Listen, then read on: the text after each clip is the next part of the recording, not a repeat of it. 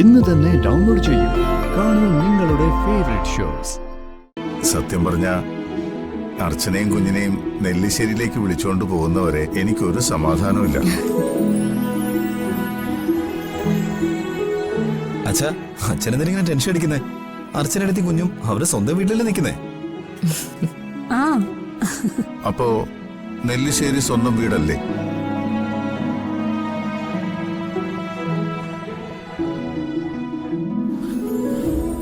ഇനി അതിനെ കുറിച്ചൊരു തർക്കം വേണ്ട.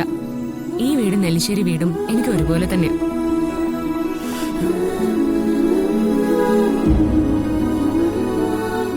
അതിനേക്കാളും ഒക്കെ മുകളില അച്ഛനോടുള്ള എന്റെ സ്നേഹം.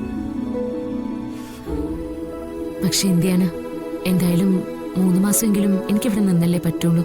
3 മാസോ? അത് ഒരുപാട് കൂടിപ്പോയില്ലേ?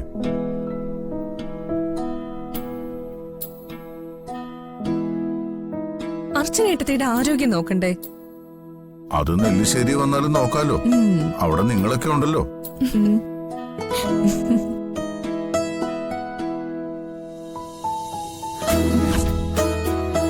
വേണമെങ്കിൽ ആയുർവേദ ചികിത്സയ്ക്ക് പ്രത്യേക ഒരാളെ ഏർപ്പാടാക്കുകയും ചെയ്യാം.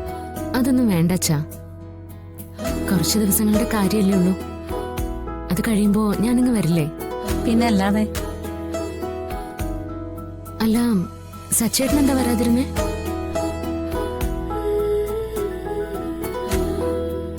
അവന്റെ കാര്യമൊന്നും പറയണ്ട. ഞങ്ങൾ ഒരുമിച്ച് വരാൻ ഇറങ്ങിയതാ. അപ്പോഴാ അവനെന്തോ അത്യാവശ്യമായിട്ട് ഹോസ്പിറ്റലിലേക്ക് പോകണമെന്ന് പറഞ്ഞ് പുറത്തേക്ക് പോയത്. ഹോസ്പിറ്റലിൽ എന്താ അത്യാവശ്യം? അവന്റെ ഏതോ ഒരു കൂട്ടുകാരൻ ആശുപത്രിയിൽ അഡ്മിറ്റ് ആയിരുന്നു. അവിടെ എന്തെങ്കിലും അത്യാവശ്യം കാണും. സച്ചേട്ടൻ ഞങ്ങളുടെ കൂടെ ഇങ്ങോട്ട് വരാൻ ഇറങ്ങിയതാ ഏട്ടത്തി. അപ്പോഴാ ആരുടെയോ ഫോൺ വന്നത്. ഇവര് എല്ലാരും ഇറങ്ങാൻ തുടങ്ങുമ്പോഴാണ് ഞാൻ അങ്ങോട്ട് ചെന്നത്. ഇവരൊക്കെ എന്നെ ഏൽപ്പിച്ചിട്ട് ഒറ്റ പോക്കായിരുന്നു.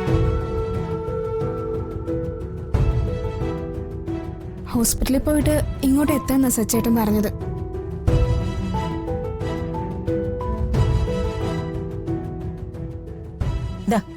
ഇനി ഇത് കുടിച്ചിട്ട് സംസാരിക്കാം. കൊടുക്ക്. വേണ്ട. അങ്കിളെ, കുഞ്ഞിനെ അങ്ങോട്ട് കൊടുത്തിട്ട് ജ്യൂസ് എടുത്ത് കുടിച്ചേ.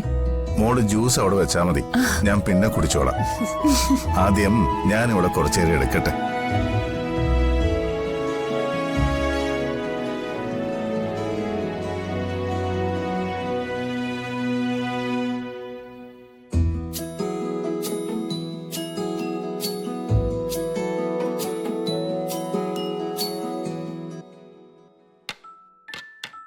കണ്ടമോളെ, സേതുവേട്ടൻ കൊച്ചിനെ എടുത്തപ്പം എല്ലാ അസുഖവും പോയി.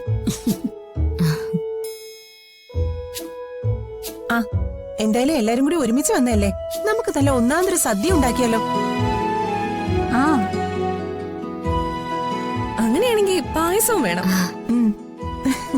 പിന്നെന്താ, അതൊക്കെ ഞങ്ങളേറ്റു. വാ മോളെ, നിങ്ങൾ അങ്ങോട്ടിരിക്കെ.